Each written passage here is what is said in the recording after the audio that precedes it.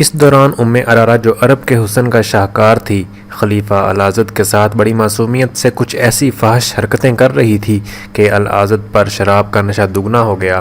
اس کی ذہنی کیفیت اس لڑکی کے قبضے میں تھی۔ رجب کی باتیں اور دلیلیں اس کے دماغ میں اترتی جا رہی تھیں۔ اس کی زیادہ تر توجہ ارارہ پر مرکوز تھی۔ رجب کی باتیں تو وہ ضمنی طور پر سن رہا تھا۔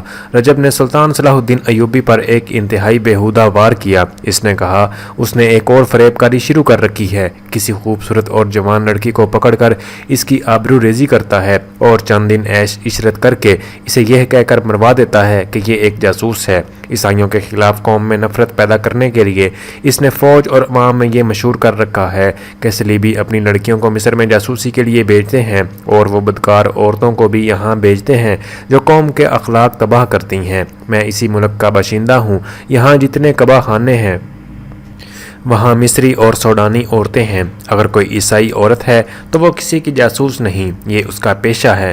مجھے حرم کی 3-4 لڑکیوں نے بتایا ہے کہ سلطان صلاح الدین ایوبی نے انہیں اپنے گھر بلایا اور خراب کیا تھا۔ ارارہ نے کہا۔ خلیفہ بھڑک اٹھا اور کہا، میرے حرم کی لڑکیاں، تم نے مجھے پہلے کیوں نہیں بتایا؟ اس لیے کہ آپ کی بیماری میں یہ خبر آپ کے لیے اچھی نہیں تھی۔ ارارہ نے کہا، اب بھی یہ بات میرے منہ سے بے اختیار نکل گئی ہے۔ میں نے ایسا انتظام کر دیا ہے کہ اب کوئی لڑکی کسی کے بلانے پر باہر نہیں جا سکتی۔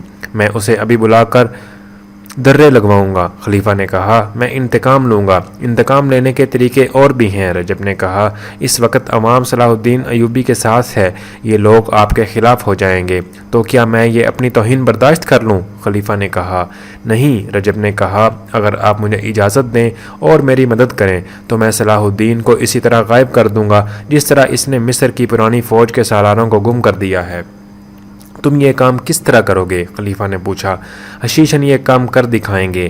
رجب نے کہا، وہ رقم بہت زیادہ طلب کرتے ہیں۔ رقم کا مطالبہ جس قدر ہوگا وہ میں دوں گا۔ خلیفہ نے کہا، تم انتظام کرو۔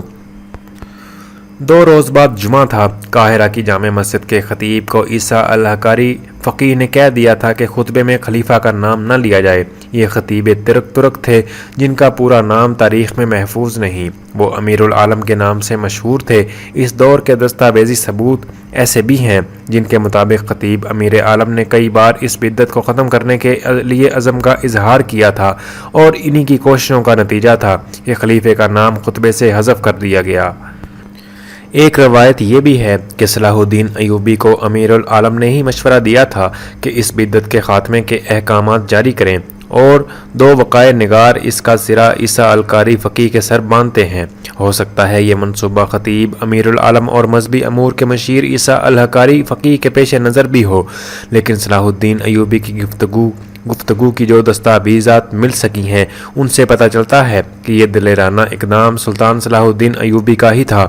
بہرحال اس میں کوئی شک نہیں کہ یہ اس وقت سچے مسلمان موجود تھے۔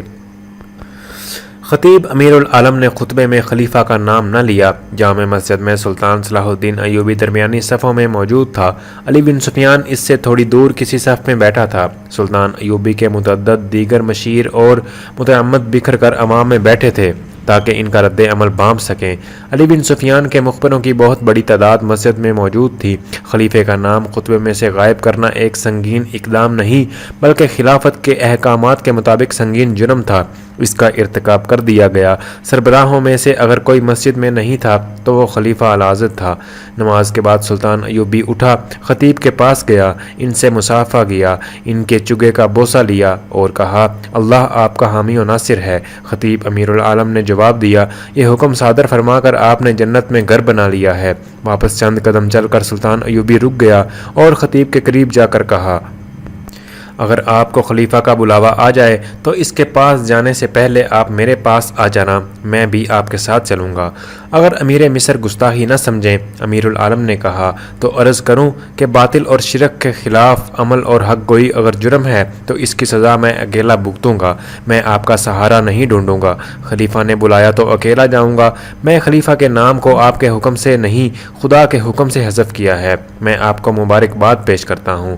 شام کے بعد صلاح الدین ایوبی علی بن سفیان، بہاؤالدین شداد اور چند ایک اور مشیروں سے دین کی رپورٹ لے رہا تھا سارے شہر میں شہریوں کے بیس میں مخبر اور جاسوس پھیلا دیے گئے تھے جنہوں نے لوگوں کی رائے معلوم کر لی تھی۔ علی بن سفیان نے سلطان ایوبی کو بتایا کہ کہیں سے بھی ایسی اطلاع نہیں ملی جہاں کسی نے یہ کہا ہو کہ خطبے میں خلیفہ کا نام نہیں لیا گیا تھا۔ علی بن سفیان کے بعض آدمیوں نے 2-3 جگہوں پر یہ بھی کہا کہ جامع مسجد کے خطیب نے آج خطبے میں خلیفہ کا نام نہیں لیا، یہ اس نے بہت برا کیا۔ اس پر کچھ آدمی اس طرح حیران ہوئے جیسے انہیں معلوم ہی نہیں کہ خطبے میں خلیفہ کا نام لیا گیا تھا یا نہیں۔ ان میں سے 4-5 نے اس قسم کے خیالات کا اظہار کیا کہ اس سے کیا فرق پڑتا ہے، خلیفہ خدا یا پیغمبر تو نہیں۔ ان اطلاعات سے سلطان ایوبی کو اطمینان ہو گیا کہ عوام کے جس رد عمل سے اسے ڈرایا گیا تھا اس کا کہیں بھی اظہار نہیں ہوا۔ صلاح الدین ایوبی نے اسی وقت سلطان نور الدین زنگی کے نام پیغام لکھا جس میں اسے اطلاع دی گئی کہ اس نے جمعے کے خطبے میں سے خلیفہ کا نام نکلوا دیا ہے۔ عوام کی طرف سے اچھے رد عمل کا اظہار ہوا ہے، لہٰذا آپ بھی مرکزی خلافت کو خطبے سے خارج کر دیں۔ اور اس لب لباب کا طویل پیغام لکھ کر اس نے حکم دیا کہ قاصد کو علی صبح روانہ کر دیا جائے، جو یہ پیغام نور الدین زنگی کو دے کر واپس آ جائے۔ اس کے بعد اس نے علی بن سفیان سے کہا کہ خلیفہ کے محل میں جاسوسوں کو چوکنا کر دیا جائے گا، وہاں ذرا بھی مشکوک حرکت ہوئی تو فوراً اطلاع دیں۔ رجب کو سلطان ایوبی جانتا تھا، اسے یہ بھی معلوم تھا کہ رجب خلیفہ کا منہ چڑھا نائب سالار ہے۔ سلطان ایوبی نے علی بن سفیان سے کہا، رجب کے ساتھ ایک آدمی سائے کی طرح لگا رہنا چاہیے۔ اس رات خلیفہ کی محفل عیش و طرب میں رجب نہیں تھا، وہ سلطان ایوبی کے قتل کا انتظام کرنے چلا گیا تھا۔ اسے حسن بن صبا کے حشیشن سے ملنا تھا۔ خلیفہ روزمرہ کی طرح باہر کی دنیا سے بے خبر اور ارارہ کے طلسماتی حسن اور اداؤں میں گم تھا۔ اسے کسی نے بتایا ہی نہیں تھا کہ خطبے میں سے اس کا نام حذف ہو چکا ہے۔ وہ خوش تھا کہ صلاح الدین ایوبی کے قتل کا انتظام ہونے والا ہے۔ ارارہ نے اسے جلدی سلانے اور بے ہوش کرنے کے لیے زیادہ شراب پلا دی اور شراب میں خواب اور آور صفوف بھی ملا دیا۔ اس بوڑھے سے جلدی چھٹکارا حاصل کرنے کے لیے وہ یہی نسخہ استعمال کیا کرتی تھی۔ اسے سلا کر اور قندیلیں بجھا کر وہ کمرے سے نکل گئی اور اپنے مخصوص کمرے کی طرف جا رہی تھی جس میں رجب رات کو چوری چپے اس کے پاس آیا کرتا تھا۔ وہ کمرے میں داخل ہوئی ہی تھی کہ کواڑوں کے پیچھے کسی نے اس پر کمبل پھینکا۔ اس کی آواز بھی نہ نکل پائی تھی کہ اس کے منہ پر جہاں پہلے جو کمبل لپٹ گیا تھا ایک اور کپڑا باندھ دیا گیا۔ اسے کسی نے کندھوں پر ڈال لیا اور کمرے سے نکل گیا۔ یہ 2 آدمی تھے۔ وہ محل کی بھول بھلیوں سے چور راستوں سے واقف ہوتے معلوم ہوتے تھے۔ وہ اندھیری سیڑھیوں پر چڑھ گئے، اوپر سے انہوں نے رسا باندھ کر نیچے لٹکایا۔ لڑکی کو کندھوں پر ڈالے ہوئے وہ آدمی رسے سے نیچے اتر گیا۔ اس کے پیچھے دوسرا آدمی اترا اور دونوں اندھیرے میں غائب ہو گئے۔ کچھ دور 4 گھوڑے کھڑے تھے اور ان کے پاس 2 آدمی بیٹھے ہوئے تھے۔ انہوں نے اپنے ساتھیوں کو اندھیرے میں آتے دیکھا اور یہ بھی دیکھ لیا کہ ایک نے کندھے پر کچھ اٹھا رکھا ہے۔ وہ گھوڑوں کو آگے لے گئے، سب گھوڑے پر سوار ہو گئے۔ ایک سوار نے لڑکی کو اپنے آگے ڈال لیا۔ ان میں کسی نے کہا کہ گھوڑوں کو ابھی دوڑانا نہیں، ٹاپو سارے شہر کو جگا دیں گے۔ گھوڑے آہستہ آہستہ چلتے گئے اور شہر سے نکل گئے۔ یہ سلطان صلاح الدین ایوبی کا کام ہے۔ امیر مصر کے سوا ایسی جرت کوئی نہیں کر سکتا، اس کے سوا اور ہو ہی کون سکتا ہے۔ دوستو، اگر آپ کون کیا ہے چینل پر نئے ہیں اور چینل سبسکرائب نہیں کیا تو چینل سبسکرائب کر لیں اور بیل آئیکن پہ پریس کر لیں تاکہ آپ کو مزید انفارمیٹیو ویڈیوز ملتی رہیں۔